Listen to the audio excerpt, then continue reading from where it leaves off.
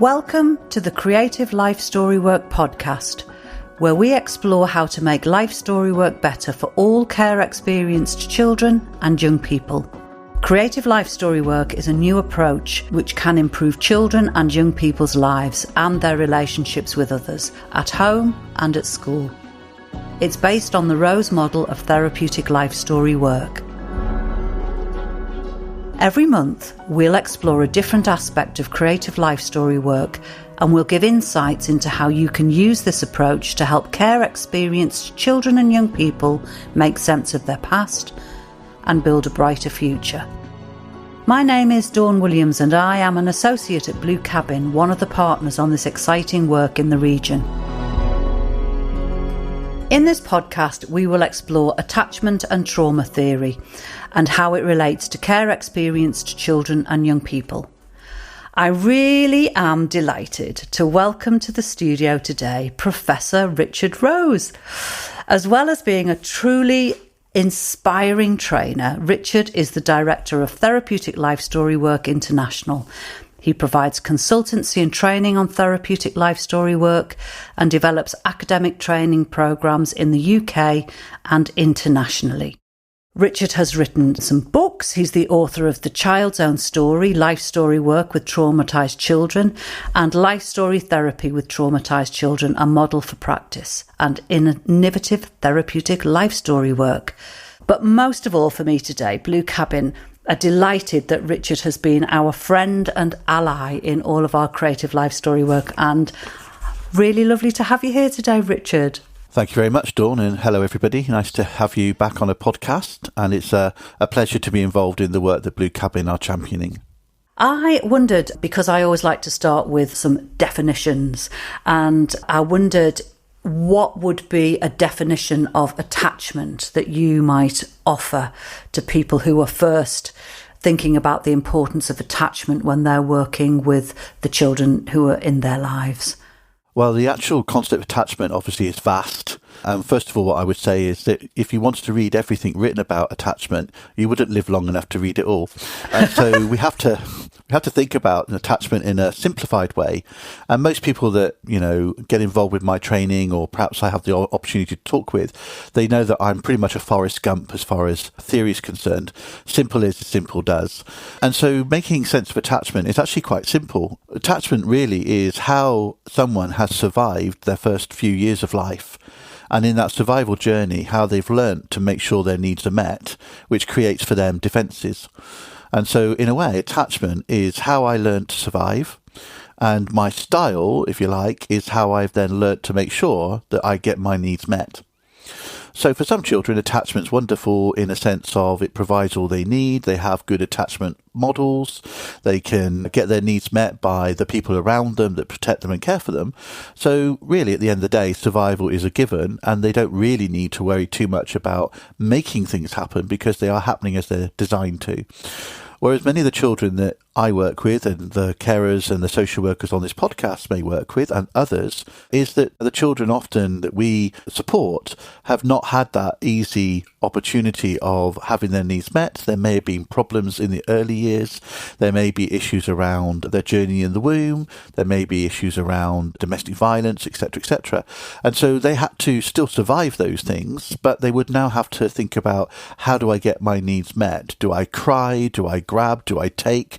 Do I wait patiently?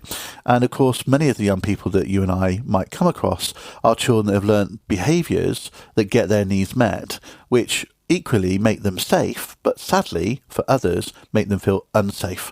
So if you have a child, for instance, has learnt that the only way to get my needs met is to take from somebody else, that might upset somebody that might be around that child. But for that child, their intention wasn't to upset them. Their intention was to get their needs met, because otherwise, how do I survive? So there's a nutshell of attachment for you. Very brief. And in the training, obviously, that we do, we talk a bit more about that. But it really is just simple. And Bowlby back in the 1950s would say, we're hardwired to survive. And then if we look at Ainsworth, we know that we have different ways in which we get our needs met, or we learn that they won't be met in the ways we assumed they'd be met, and we learn new ways, or we wait patiently in hope. And if some of the people listening to this podcast, a foster carer, for instance, might be observing some of these behaviours and perhaps doesn't have a massive understanding of what attachment is. How can they best support the child who's in their care? Sure. So I think, first of all, to acknowledge and accept how the child has managed their life so far. It's not necessarily then to say, right, I'll let this continue, but it's then about thinking, how can I remodel? How can I show different ways in which your needs can be met? How do I help you to understand what healthy sleep is, what healthy food is, what having a hug is without any kind of alternative notion, about creating boundaries and praise. So a good way of doing it is actually called the wall. And this is something, again, we'll talk about in training. But in the wall, we just look at a child's needs in the first 5 years of life, and then we look at what they didn't get. And then we think, well, is that maybe why some of the behaviours we see and some of the challenges we have around parenting or being able to meet that child's needs is so kind of clear? And then what we do is we actually then think, okay, so what didn't this child get? So let's say a foster carer is caring for a child of 2. And let's say that since they came into the world, food hasn't been something that's consistent and predictable. Safety is non-existent because of domestic violence. Let's say that there's neglect within the household, and therefore there's not really an understanding of, kind of regulation and calm and peace and so on. So all those things are going to be new now to this child the carer is looking after. So how do we make that something that becomes not just a process which you will now experience as a 2-year-old, but a process which actually has joy connected to it? And so, again, what we look at is how can we rebuild, actually, their opportunities. So if you have a wall, and we put all the things children need on the wall, and then we remove the bits they haven't had, like praise and boundaries and routine and maybe healthy food and sleep, we've got a broken wall.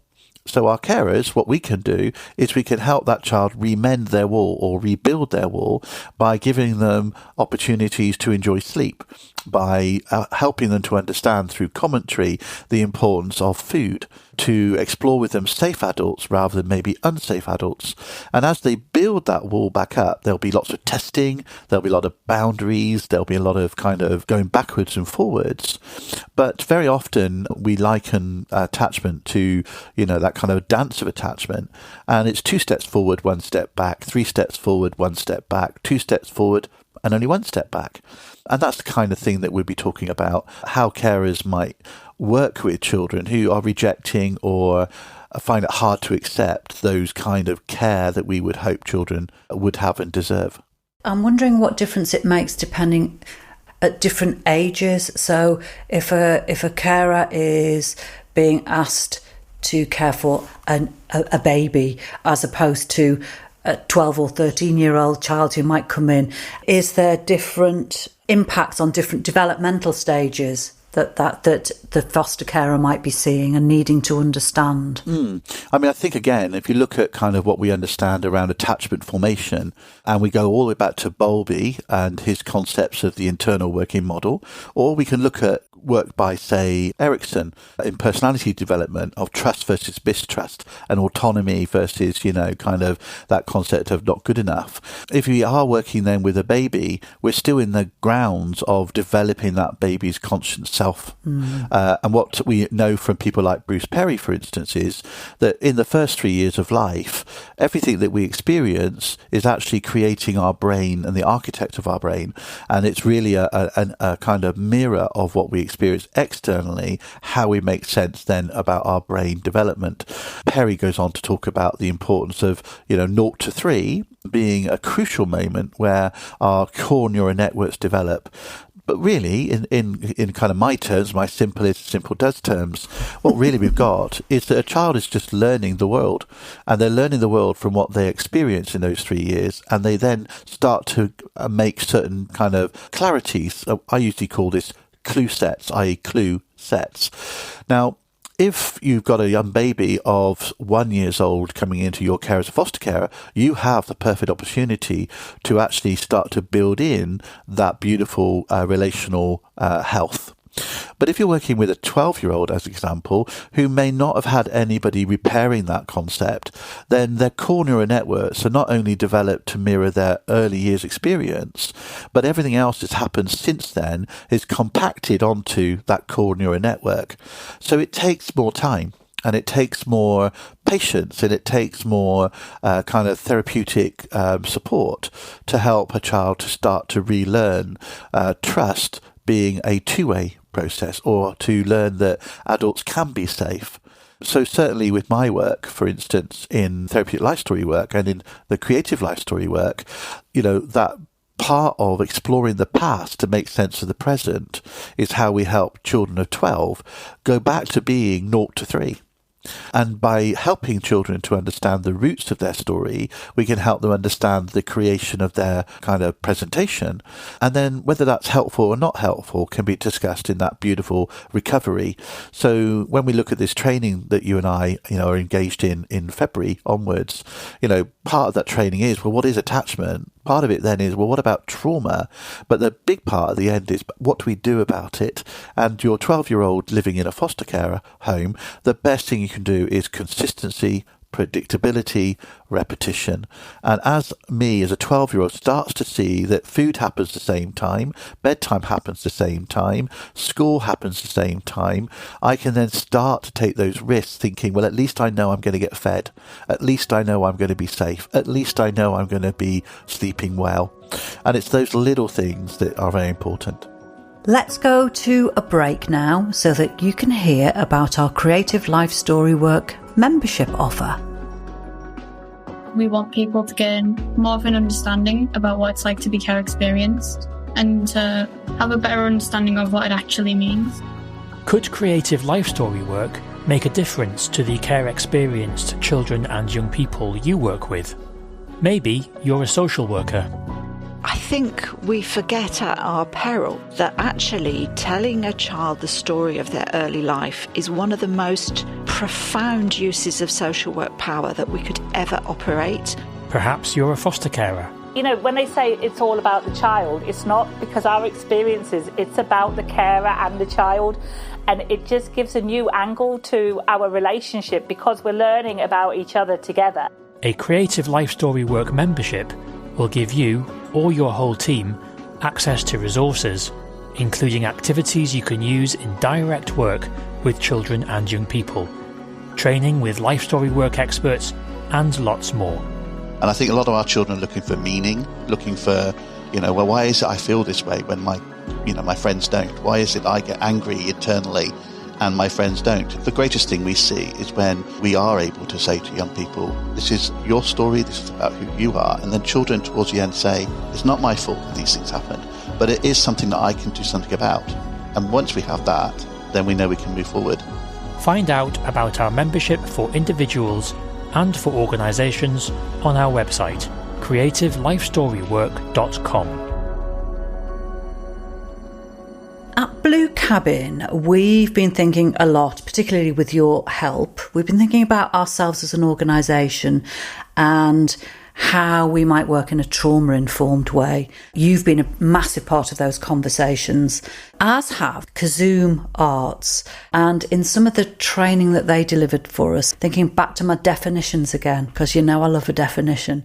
They gave us a definition, and I wondered what you thought about this. This is a definition of trauma that they gave to us. And they said, trauma is what happens to a person where there is either too much too soon, too much for too long, or not enough for too long. And that's a quote from Peg Duros and Dee Crowley.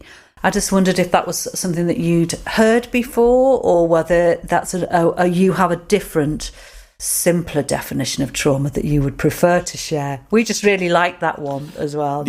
Yeah, I haven't actually heard that one before, but I think, again, just like with attachment, there are so many different definitions of trauma. And, of course, trauma is a very kind of unique situation for us. Not one of us will experience trauma in the same way. And so the uniqueness of trauma, I think, will actually be kind of illustrated in that quote. The quote I tend to use, and there are loads, by the way, is one which actually is kind of from the Australian Childhood Foundation, although I've made a little change myself for it. And it really goes in tune with what Gabor Mate is currently presenting, which is trauma an event, or is trauma the residual left after? And so for me, trauma is the unresolved residuals of events that we have not made our peace with. Now, that goes alongside our current thinking around grief and loss. So grief and loss, you'll never get over your grief and loss. You'll never forget it. But what you do learn is how to live alongside it. And it's the same with trauma. We're never going to forget a trauma event. We're never going to forget what happened. But what we will be able to learn is to make sense of it, is to understand we can't change it, but it doesn't have to define us. So for me, my simple explanation of the definition would be trauma is the unresolved residuals of past events that we have not made our peace with. And that's mine, so you could quote me on that one. Well, I might in the next one, Richard. Well, who knows? What happens if the attachment and trauma aren't supported as the children that we're working with move into adulthood? What might we see if that isn't put in place? Well, I think that, obviously what we see is that many young people who are in care that leave care that then, are very much left to their own devices. So although we have systems like aftercare, leaving care, and we have a commitment to children over 25, it very, seldom happens like that. And very often we lose track of our young people. Sometimes our young people end up in mental health services or, in different situations. And sadly, some will still end up in other institutional environments such as prisons, etc. And I always wondered myself that, why was it that a child could journey through our system of care, journey through our kind of child care environments without actually having that opportunity to understand, to communicate with, to think with, to get support from those very people that are there to provide care. So for me, it's very much a failure of our system if children do journey through our care to the other side, into leaving care, without having been able to think through, to make sense of, and to, as I say, make their peace with all that's happened in their journey. I work a lot with adults doing therapeutic life story work, and most of us in social care will work with parents of children where the parents have been impacted by their own very, very difficult years. And this is why I like seeing new thinking in local authorities. So Birmingham, for instance, with Breaking the Cycle, we have Lancashire with Breathing Space. I hope I got those round the right way. And we have Paul's, of course, a national charity. And a lot of that is about these parents who have journeyed through care into young adulthood, into parentage, and all that is unresolved, and it then plays out itself in their children. So I don't think there's any excuse in this day and age for us not to have those opportunities to help children to talk about their trauma, their attachment, to talk about their hurts, their sadnesses, but also for us to ensure children that they are wonderful, lovable, worthwhile, that they have a space and a place, and that there are people that care for them. I'm thinking about particularly for the foster carers, hearing that, and what might be some of the very practical things that they might find themselves doing, which would really help and support the child that they're caring for. I mean, for me, it's to be kind of curious about their young people, to commentate, not in a lecture style, but to commentate about some of the things and why they do some of the things, to share some of their story, so that children see that, it's okay to talk about children they've cared for in the past. You don't have to name them, you don't have to break confidences, but you can say, it's okay, I did look after a young person and we talked a lot about things, and I'm really happy to talk to you about things. Not to be afraid to ask for help. If you are a carer with a special guardianship order where the child's been in care first, or you're an adoption parent rather, there are now resources for you that you can get financial support to provide therapy and therapeutic intervention. But really, there should be that for all children in care. So I think there's that. I think the other thing that I would absolutely recommend, and it won't be a surprise to those that know our work, yours and mine, All About Me. having a curiosity every 6 months about what's happening in your world, who are your friends, what do you enjoy, what's your faith, what's your notion of culture, and sharing that. So we're seeing some wonderful work in Oregon at the moment, for instance, where All About Me, the ones that we in Blue Cabinet and in TLSWI talk about, they've been doing for 3 years, and now carers are doing their All About Me alongside children doing All About Me. And now you have this beautiful conversation which says it's okay because we can share, we can think, we can grow together. And I think if that was a kind of a promissory note I would say to foster carers particularly, we can give you this opportunity to do All About Me. And once you get that conversation, and once it becomes a conversation which includes, opportunities for laughing, for sharing, for remembering, for making sense, that commentary then becomes something that grows that child. And that's what I would recommend. I really love that. And that's certainly something that our artists have taken from the training that you've developed with them about playing and sharing and being in that space together, so that relationships given space to grow as well. Yeah. I mean, we talk a lot about Dan Hughes' work and Kim Golding's work around pace and place. And it's a brilliant acronym, because really, if a carer can be playful with their child, if the carer can accept who their child is and not try to change them for any other reason than to improve their opportunities, if they're curious about them, and I use the word commentary about them, then the emotions that we deliver, those emotions that spring from that relation, the emotions that come from fear but also hope and success, can all then almost be kind of meaningful. And once it's meaningful, then it becomes a relationship. That's really, really lovely, Richard. We could speak all day.